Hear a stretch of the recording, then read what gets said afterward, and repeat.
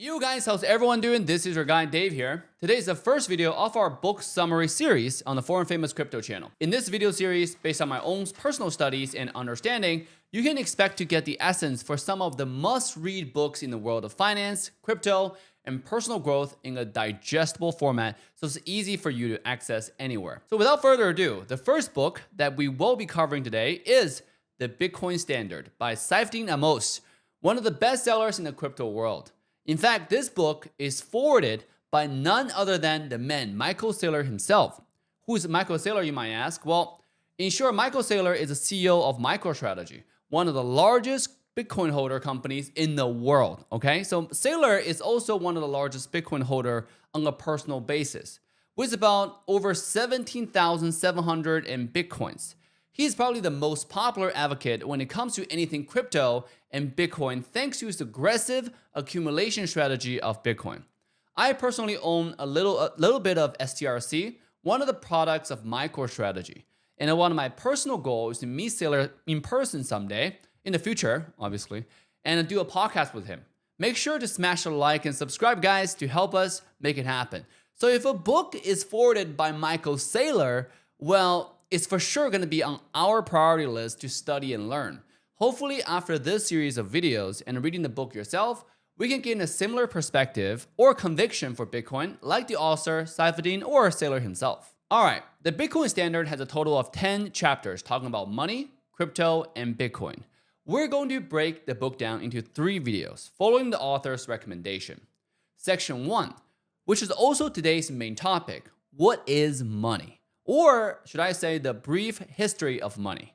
In this section, we'll talk about how does the concept of money come about, how is that gold has come to global dominance and remained there for centuries, till this day. This will lay a solid foundation for the rest of the book. Section 2, which is about the difference between sound money and unsound money. Now, this is a concept we'll talk about in the future, so don't stress over it if you don't understand the concept of sound money. This section really opened up my understanding of the word money in general. Not all forms of money are born equal. In order to build true long-term wealth, we need to understand what sound money is and how it ties to our individual freedom and human experiences. Section 3, everything about Bitcoin. What is cryptocurrency, blockchain, and why you want to learn about crypto and Bitcoin now and take actions immediately. So, what is money? Money is basically a medium of exchange that has evolved over thousands of years of human history. Before money, one of the original ways for humans to exchange goods was a direct exchange system, also known as bartering. And it still exists today. Bartering is a direct exchange of goods. I trade my apple for your cow type of thing. This apple is the finest in the land, ripe and sweet. A fair trade for your beast. It is a fine apple. The cow is yours. Okay, I think nowadays you mostly see younger kids do it in kindergarten or school to exchange toys with each other. But there are obvious challenges with the OG bartering system. Well, first of all, things you want may not be what the other side wants. This apple is the finest in the land, ripe and sweet. A fair trade for your beast. It is a fine apple, old man, but my beast is worth more. I might want the cow that you raise on a happy ranch, but you might want these nuts.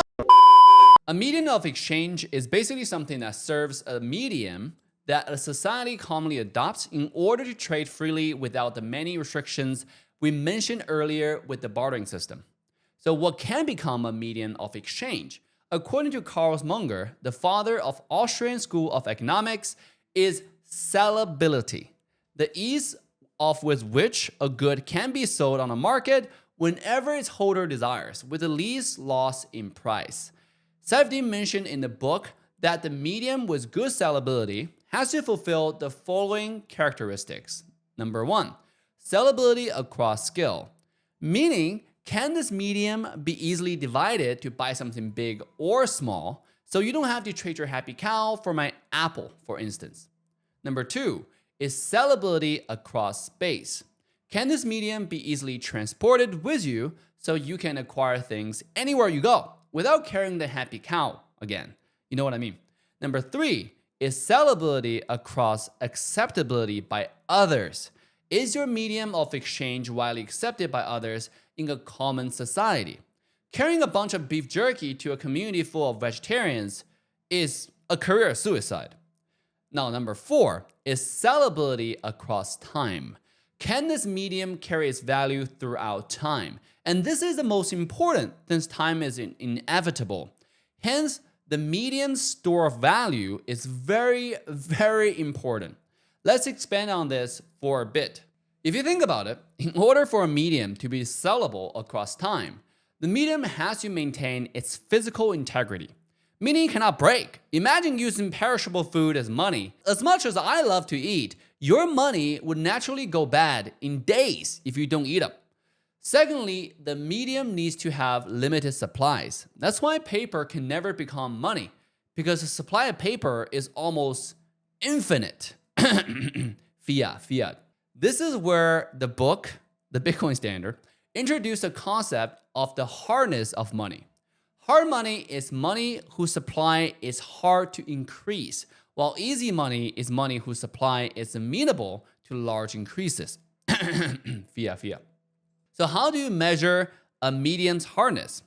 Well, saifedean put it simply, a stock to flow ratio. Stock is what's already in the market, and flow is what's coming in the pipeline. Basically, the higher the stock to flow ratio, the harder the money gets.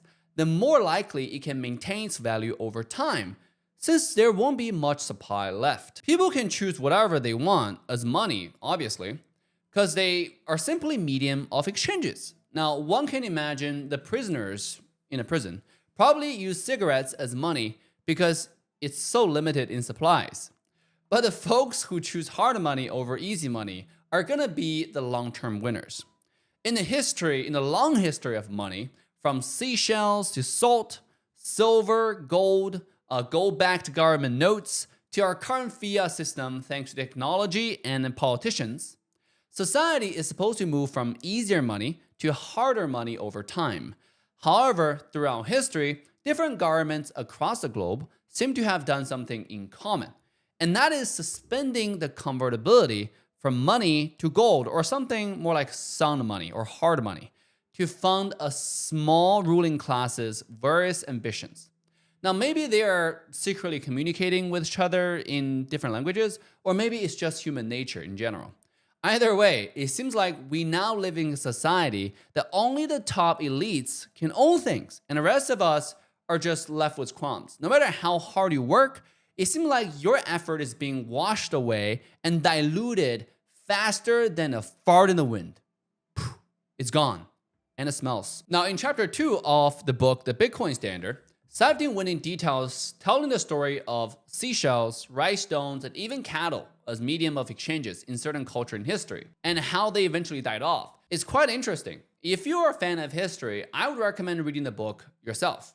Now, before I get into chapter 3 though, first and foremost, I think the most important takeaway from chapter 3 and chapter 2 is that history has shown it is not possible to insulate yourself from the consequences of others holding money that is harder than yours.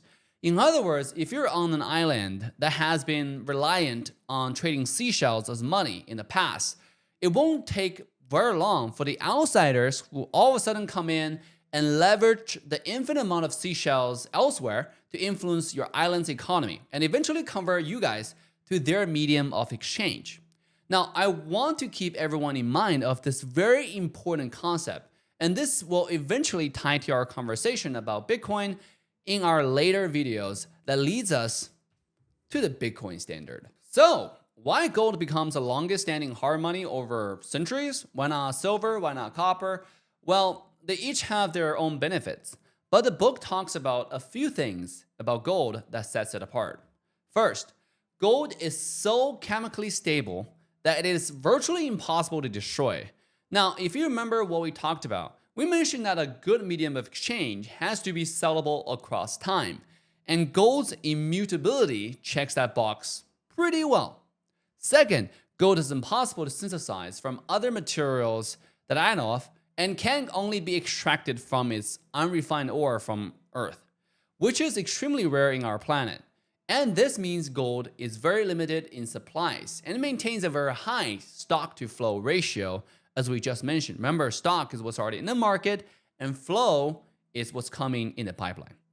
In fact, in the past 7 decades, gold has seen an annual stockpile growth of around only 1.5% per year, never exceeding 2%.